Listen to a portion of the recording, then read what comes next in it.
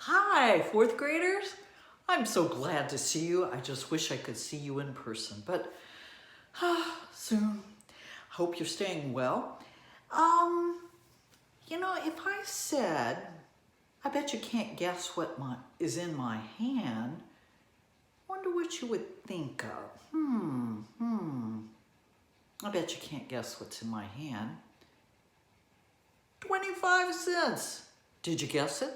I should give you 25 cents. Our whole program this month is called Bettin', Braggin', and Fibbin'. And that seems to be something that Texans are pretty good at. Our first story is about two cousins who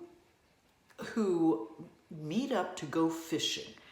Jolene lived down near in Flower Mound, and her cousin Jim sometimes came up from Palestine. Remember, we talked about Palestine, Texas, and they both loved to fish. So they went out to one of the little rivers that fed Lake Louisville, and they agreed that Jim would be upstream about 100 yards, and she would be downstream. That way they wouldn't get into each other's way and scare each other's fish. Jolene was at a spot that had a long rock kind of very nearby, and it was flat, got a lot of sun. Well, she was fishing and she heard this plop, and hopped up onto the rock was a frog. And now you might think, big deal, a frog. This frog was that big. It was the biggest frog Jolene had ever seen. It was the biggest frog that anyone had ever heard of. She carefully laid down her pole and went quietly running up the 100 yards to find Jim. Jim, come here, come here. I just found the biggest frog I have ever seen. Jim said, yeah. You know, you city girls think you've seen big frogs. I bet you $5 I've seen a bigger one than that. Jolene was always good with the bet. She said, sure. And they shook hands. She said, but quiet, let's go. So they walked back up the 100 yards, and they kind of peeked through the bushes, and there indeed was that huge frog. Huge. Jim said, oh my gosh. Jolene said, pay up. And Jim was reaching into his pocket when there was another plop. And they looked, and coming out on the rock at the back near the shore was a big water snake. Jim said, wait just a minute. I bet that snake is going to eat that frog. Jolene said, yeah, I know snakes can eat frogs, but not that frog. No way. I bet you $5 it won't eat it. Jim said, make it 10, and they shook on it. So they watched, and that snake kind of snuck up behind the frog. He lopped right onto the back end of the frog. Jim said, pay up. And she said, no way, keep watching. Because the frog had started thrashing around, and as it thrashed, the tail of the snake fell down right in front of the frog's face. And the frog got hold of it. So you get the picture? The frog is eating the back end of the snake, and the frog is eating the back end of the snake. And they were going, and Jolene and Jim looked at each other amazed.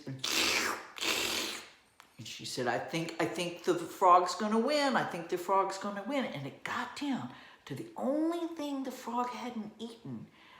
The snake hadn't eaten with the frog's lips. But the frog had eaten everything but the snake's head. And with one big, they swallowed each other.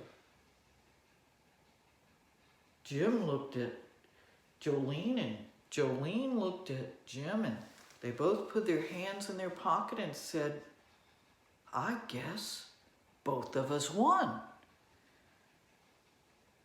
both of us lost. Well, they went home and that was kind of okay. But later that evening, all of the families were sitting out back around a fire and they were kind of telling stories. And Jim said, well, guess what? I won $10 off of Jolene today. And Jolene waited for him to say that she had also won $10 off of him. So that is the story of the snake and the frog. Now, I have a Valentine's joke to kind of go with that. What did one snake say to the other snake on Valentine's Day? Give up? Give me a little hug and a hiss. Well, this next one should be called Fibbin Sometimes Doesn't Help. And it's by a man named J. Staley. This story takes place way down on the coast in Galveston. For in Galveston lived a man, and he was getting on up in age, named Petey. And Petey had been a shrimp fisherman all his life in the Gulf of Mexico. And people used to tell him, you know, Petey, you ought to get yourself a dog, like one of those fancy retrievers that loves water, and he would be good company out on the boat with you. So Petey thought, okay, I'll do that. And he went and got a dog. But that dog hated water. It would whine the whole time. Petey'd have to drag it down to the Gulf. No, he found some other friends that wanted a retriever and gave that one away. But one day, Petey found a cat. Are some of you cat people? Well, he found this really cute black and white cat, and that cat liked to go on Petey's boat. It would kind of walk around like it owned the place, kind of like cats do, and it would finally settle on top of the hood of the motor that was on that boat. And that when they went out to sea, that motor would hum. And I bet you've heard a cat purr when it gets kind of all comfy, right? Well, that cat would sit up there and go, and it would add its purring to it. Petey called that cat Fisher, and it was a great cat. Even after he retired, that cat still loved water. And it would go out when Petey went out in his rowboat, and it still seemed to just love water. But Petey was retired, and he often spent his days sitting on his front porch in that Galveston home, and the cat, Fisher, would sit on top of his air conditioner that was stuck in a window on his front porch. And when the air conditioner would hum, Fisher would settle in for a nap and just purr right along with it. Across the street, a man named Brian moved in, and Brian was a very successful executive with IBM that was just right over the bay. And he had made a lot of promotions because he could look at data and then kind of make a prediction about what that data was showing, even though he didn't know for sure. And those predictions were usually right. So the bosses kept giving a raise after raise after raise. He was a good worker. Well, Brian would go over and sit on the front porch with Petey, and they would laugh at the cat. But Brian wasn't a cat person. He was like me. He was a dog person. And eventually, after he settled into his house, he went and got himself a dog. Now, not just the little golden doodle or the little chihuahua like some of us have. He got himself a Doberman Pinscher. You know what those dogs look like, don't you? They're beautiful, but they're kind of fierce looking, aren't they? All black, and they have this beautiful piece of brown on them. Well, dogs on the island would often run loose. That was okay. But his dog was a hunter, and To please Brian, he would come home with like some dead animal that he had caught and killed, and he'd lay it on the back porch for Brian to go, oh, what a good dog. There'd be rats or little voles or gophers or sometimes fish. You know, it was a stinky mess. But Brian had a wife named Marie, and Petey really liked Marie because she used to invite him over for dinner, and he loved a good home-cooked meal. So the three of them got pretty close. One weekend, Brian and Marie went away for a trip, and they had gone all the way down to the Bahamas for this trip. When they got home, Marie was pretty tired, so she just went straight on up to bed, and Brian sat in the kitchen, and there was a scratch at the door, and there was his dog, and he thought, uh-oh, what did it bring me? And laying on the step was, to Jim's horror, to Brian's horror, was Fisher, the cat. Brian was horrified when he picked up the cat, and he looked at the dog and thought, why did you kill this cat? He picked it up and took it over to the sink and began to brush mud off it. There was a lot of mud on it. He kind of wondered, did my dog drag it through the sand and stuff? But he washed it all off. And he was kind of surprised that Fisher didn't have any wounds or tears in it from when the dog caught it. He was just sick because Petey was such a good friend, and he didn't want to tell him his dog had killed his cat. But he thought, He finished cleaning up old Fisher's body, and now it's about 1 a.m. in the morning, and he snuck out, and he went over and put the body of Fisher on top of that air conditioner where it always used to like to stay. He felt kind of bad, but he just couldn't face not telling a fib to Petey about that. So the next morning when he got up and he was getting ready to drive to work, he pulled out of his driveway, and there were several neighbors all gathered on the front porch of Petey's house. Brian thought, okay, I better make this look good. And he walked over there and he said, Petey, what's the matter? And he said, Brian, you're a smart fellow. Maybe you can figure this out. See Fisher there? He's dead. And Jim said, yeah, I'm so sorry to hear that. He said, he's dead. But that's not what's amazing. While you folks were gone over the weekend, Fisher died just of old age. And I buried him out back, deep, deep, deep. And now, 2 days later, he's lying on top of the air conditioner, all cleaned up, no mud on him whatsoever. I can't figure it out.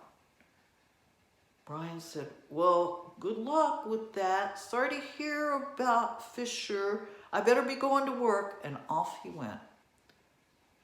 And that is how a little fibbin, when you don't know all the facts, can get you into trouble. Hey, how about a joke about playing cards? Why didn't the elephant like playing cards in the jungle anymore? Because it was full of a lot of cheetahs. Got it? Cheetahs. Here comes our last story of the day, and this one is a bragging one. You know, people who kind of brag a lot, well, you'll like this story then. This story takes place in Brownsville, Texas. Can you see it here on the map? Way out in western Texas. And I went to school out at Texas Tech, which isn't too far from Brownsville, and man, were there dust storms. Now I know here in our little Lantana area, the wind blows a lot, but oh, it blows all sorts of bad over in the Lubbock and the Brownfield area. Sometimes the sky would be all orange looking. I remember walking to class one day and I had just put on some lipstick, and by the time I got to class, my lips were orange from all the sand coating my lips. And I'm not fibbing about that one. In fact, maybe you should ask Miss Owen, because I think she also went to Texas Tech. Anyway, back to our story.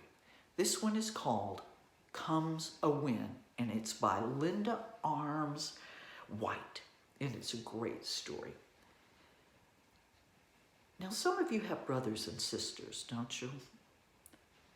Thumbs up if you always get along with your brother and sister. I can't see you, but I'm kind of betting not all the time. But some of you never get along with your brother and sister. Or brother or sister, you're always competing against each other. That is our two characters in the story, Comes a Win.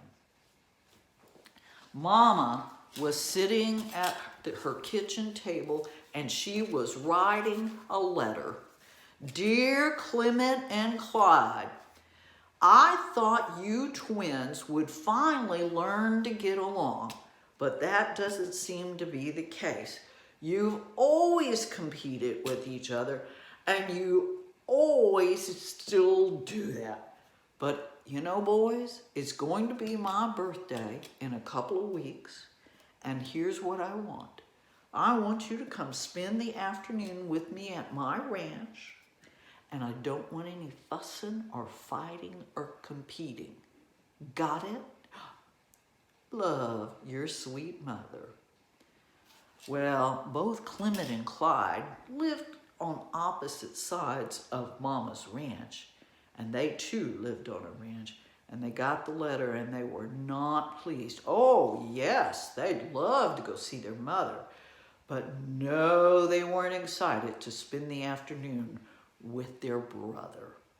So came the day of Mama's birthday, and up drives Clement in his shiny, black, perfect F-150 pickup truck.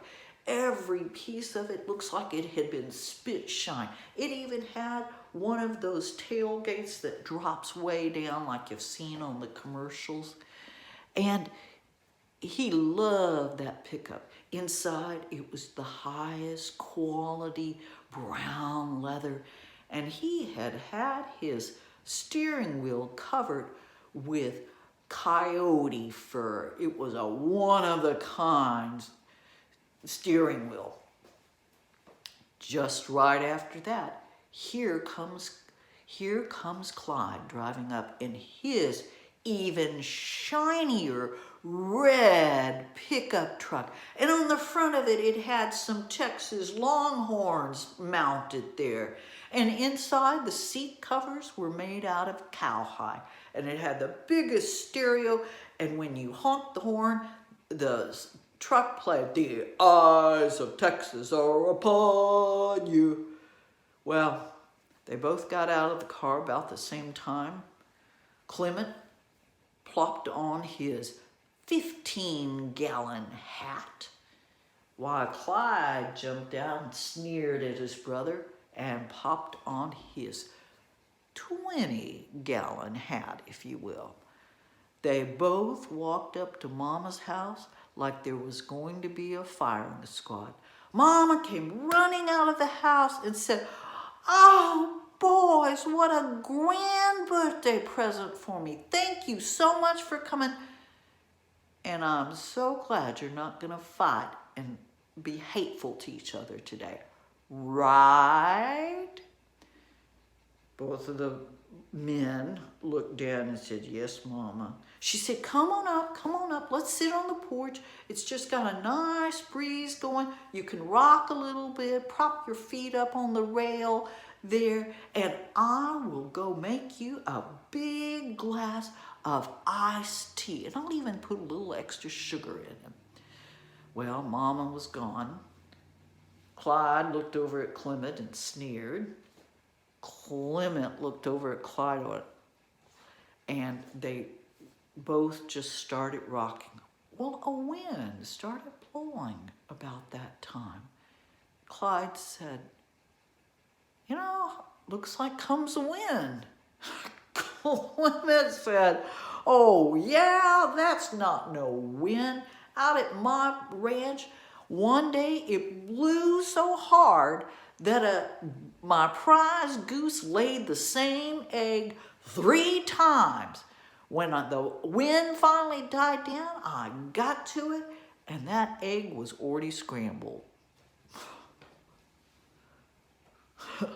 Clement said, "You call that a wind? That weren't nothing." A wind happened one time at my place that blew all the feathers off of my wife's chicken flock.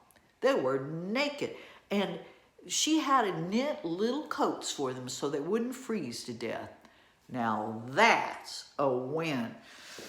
They sneered at each other. They had once again one-upped each other. Clyde remembered that when they were kids, that he had learned to roast a hot dog so that it was just perfect, no burnt spots in it. Clement then went and learned how to make a full rack of ribs on the barbecue along with a Dutch apple cobbler, all outside.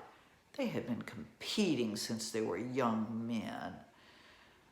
But now they sat on the porch, rocking and glaring at each other, and Mama came out and said, "Oh, I can see you boys are getting along. Let's have some cake."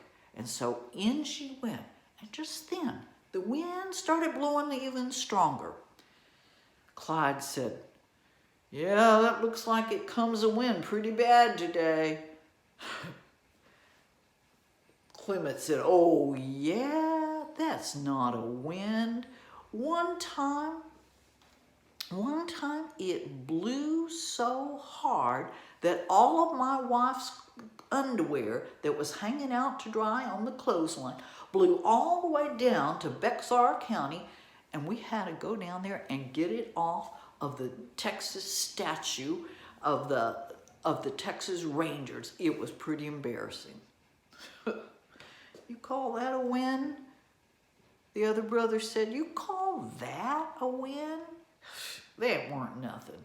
That weren't nothing. One time we had a wind so bad that it blew all the water out of my pond, and the trout came out of the wind and plopped onto my barbecue grill I was just heating up. And then another wind came back the other direction and flipped them over, and I had perfectly done trout. So there you go. I call that a wind. But just then, both of the brothers stopped their rocking because the wind was really getting up. They knew it because 200 tumbleweeds blew across their mama's farmyard. 200. And right behind them came an outhouse. Was blowing in the wind, the door was flapping, and they could see that old man Smith was inside of there. It was getting really bad. They were now having to hold on to the porch rail, and their bodies were blown straight back. Just then, they heard this horrible sound. Mama was opening her screen door, and she was saying, "Boys, I brought the cat."